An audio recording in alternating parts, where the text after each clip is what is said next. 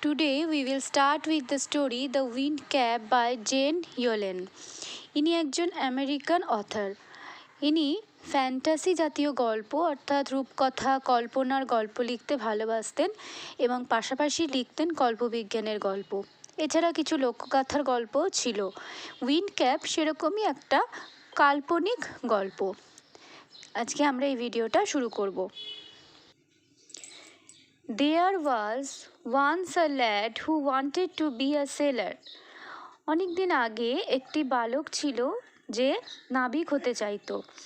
But his mother would not let him go to the sea. কিন্তু তার মা কিছুতেই চাইতো না যে সে সমুদ্রে যাক।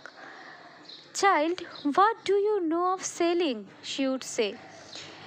বাছা, তুমি এই সেলিং সম্পর্কে এই নাবিকত্বের সম্পর্কে তুমি কি জানো? তার মা প্রায় বলতেন, ইউ আর আ ফার্মার সন, তুমি হলে একজন কৃষকের ছেলে। You know the turn of the seasons and the smell of the soil, তুমি ঋতুর আনাগোনা জানো, মাটির গন্ধ জানো। But you do not know the sea, কিন্তু তুমি সমুদ্রকে জানো না।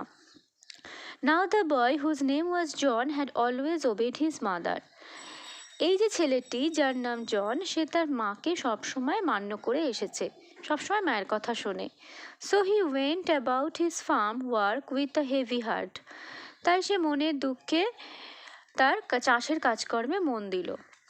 But did not again mention the sea. কিন্তু আর কোনোদিনও এই সমুদ্রের কথা বলল না। One day he had been walking behind the plow. একদিন সে মাঠে লাঙল দিচ্ছে। He all but ran over a tiny green turtle on a clod of dirt. হঠাৎ করে একটা ছোট্ট সবুজ রঙের টার্টেল বা ছোট্ট কচ্ছপের ওপর, মাটির দলার ওপর একটা কচ্ছপ ছিল, তার উপরে পা পড়ে গেল। He picked the turtle up and set it on his head. সে সেই ছোট্ট কচ্ছপটাকে তুললো এবং মাথার ওপর বসালো। Where he knew it would be safe, যেখানে সে জানতো যে এই ছোট্ট কচ্ছপটা নিরাপদে থাকবে। When he was done with plowing, যখন তার লাঙল দেওয়ার কাজ হয়ে গেল, জন plucked the turtle from his head. জন সেই টার্টেলটাকে তার মাথা থেকে তুলে আনলো। To his utter surprise, he found that it had turned into a tiny green fairy man that stood upon his palm and bowed. অবাক হয়ে জন দেখলো সেই ছোট্ট গ্রিন টার্টেলটা একটা ছোট্ট ফেয়ারি ম্যানে পরিণত হয়েছে, মানে দেবদূতে পরিণত হয়েছে এবং তার হাতের তালুর ওপর দাঁড়িয়ে তাকে ঝুঁকে প্রণাম করছে। I thank you for your kindness, আমি তোমাকে তোমার এই দয়ার জন্য বা তোমার এই কাইন্ডনেসের জন্য তোমায় খুব ধন্যবাদ জানাই। Tell me your heart's desire and I will grant it to you for saving my life. তোমার মনের ইচ্ছা বলো এবং আমার জীবন বাঁচানোর জন্য আমি তোমার সেই ইচ্ছা পূরণ করব। সেড দ্য ফেয়ারি, সেই ফেয়ারিটি বলল। John bowed back but said nothing. John আবার তাকে প্রণাম করলো উল্টে, কিন্তু কিছুই বলল না। Although his heart yearned to go out to the sea, he did not express his wish.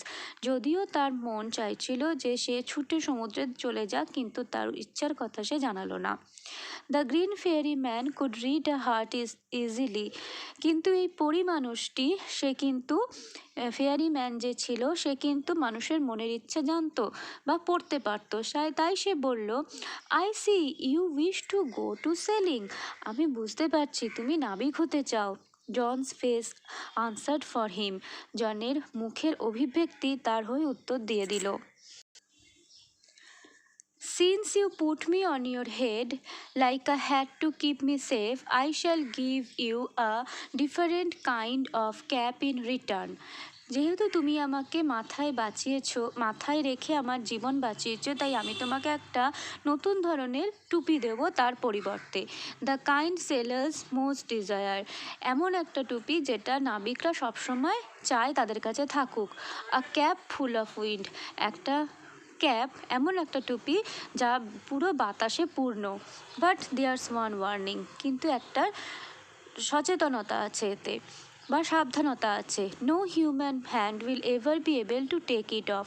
তুমি যদি টুপিটা পরে থাকবে ততক্ষণ কিন্তু কোনো মানুষ এই টুপিটাকে তোমার মাথা থেকে খুলতে পারবে না। দেন উইথ আ ব্লিঙ্ক, তারপর চোখের পলক পড়তে না পড়তেই the fairy man disappear leaving a striped cap behind. ওই ফেয়ারি ম্যানটা অদৃশ্য হয়ে গেল একটা ডোরাকাটা টুপি ফেলে রেখে। Young John put the cap on his head and ran home to tell his mother. ছোট্ট জন টুপিটাকে নিয়ে তার মাথায় বসে ছুটে চলে গেল তার মায়ের কাছে। No good will come of the wind cap, she said. এবার তার মা বললেন, এই টুপিতে কিচ্ছু হবে না। But the lad would have none of her cautions. কিন্তু এইবার ছেলেটি তার সাবধানতার কোনো কথা শুনল না। The very next day putting on the sailor's cap he ran off to the sea. পরের দিনই এই সেলারের ক্যাপটা পরেই সে সমুদ্রে ছুটে চলে গেল। On seeing a ship anchor near the shore he requested the captain to take him along. Thus began his first ever sea voyage. একটা জাহাজকে দেখে নোঙর করা আছে তীরে, সেই জাহাজের ক্যাপ্টেনকে সে গিয়ে বলল তাদের সাথে নিয়ে যেতে। এইভাবেই তার প্রথম সি ভয়েজ বা সমুদ্রযাত্রা শুরু হলো। Well, the Windcap worked as the fairy had said, but that one condition prevailed. এইবার এই উইন্ড ক্যাপ কাজ করতে লাগলো যেরকম ফেয়ারিম্যান বলেছিল, কিন্তু সেই শর্তটা রয়ে গেল। Now that was both bad and good. এবার এই যে টুপিটার দুটোই খারাপ এবং ভালো দিক ছিল। It was bad because John could neither take his cap off before his captain nor at bedtime. এটা বাজে এই কারণেই ছিল কারণ জন কিছুতেই টুপিটা খুলতে পারতো না, যত তার ক্যাপ্টেনই থাকুক না কেন বা শোয়ার সময় হোক না কেন। And it was good because neither could he lose the cap nor could it be stolen from him. এবং এটা ভালোও ছিল এই কারণে যে এটাকে কেউ চুরিও করতে পারবে না বা সে হারাতেও পারবে না। Since it was wind that sailors called for and the wind that John could supply, he soon became very popular. এই বাতাস যেটা সেলারদের খুব দরকার ছিল এবং যেটা জন একমাত্র নাবিকদের দিতে পারত, এই কারণে জন বেশ জনপ্রিয় হয়ে উঠল। When he twisted the cap, he could summon the east wind and the west wind. সে যখন টুপিটাকে ঘোরায় তখন সে পূর্ব দিকের বাতাস এবং পশ্চিম দিকের বাতাসকে নিজের মতো করে পরিচালিত করতে পারে। He could also turn it to call both the north as well as the south wind. তারপর সে দক্ষিণের বাতাস, উত্তরের বাতাস সব কিছুকে নিজের মতো করে টেনে আনতে পারে। The captain would therefore never part with his bright sailor and say let him ashore. সেই জন্য যে কোনো জাহাজের নাবিকরাই, যে কোনো জাহাজের ক্যাপ্টেনরাই এইরকম একজন উপহার সমন্বিত নাবিককে কিছুতেই তীরে রেখে যেতে রাজি নন। For a year and a day young John did not set foot on land. এই 1 বছর এবং 1 দিন হলো জন কিছুতেই মানে তীরে আসতে পারেনি, মানে 1 বছর ধরে সে শুধু সমুদ্রে ভ্রমণ করেছে। He saw nothing but the churning of the waves. সে কিছুই দেখেনি, শুধু ঢেউয়ের আনাগোনাই দেখেছে। Soon there grew in his heart a strong desire to see the land. হঠাৎ তার মনে হলো এবার তার বাড়ি ফেরা উচিত। Oh, let me go ashore just for one day, he begged the captain when they had sighted land. একদিন যখন জাহাজটা একটা মানে ল্যান্ডে এসে বা একটা তীরে এসে নোঙর ঘাটলো, তখন সে তার ক্যাপ্টেনকে বলে একদিনের জন্য আমাকে একটু তীরে যেতে দাও। He promised he would return but the captain was unmoved. John কথা দিল যে সে ফিরে আসবে, কিন্তু ক্যাপ্টেন তাকে কিছুতেই ছাড়লো না। However John could not stop dreaming of the land. কিন্তু জনের মন সেই তীরেই পড়ে রইল। ওয়ান কোয়াইট আফটারনুন হি লে fast asleep and fail to dreaming again. একদিন দুপুরবেলায় সে প্রচণ্ড ঘুমোচ্ছে এবং আবার স্বপ্ন দেখতে শুরু করে দিয়েছে। Unknown to him the ship stood offshore from his old farm. সে জানতই না যে জাহাজটা যেখানে দাঁড়িয়েছিল তার কিছু দূরেই ছিল তার পুরনো খামার। In John's dream the seasons turn rapidly as each turn so did John in his bed.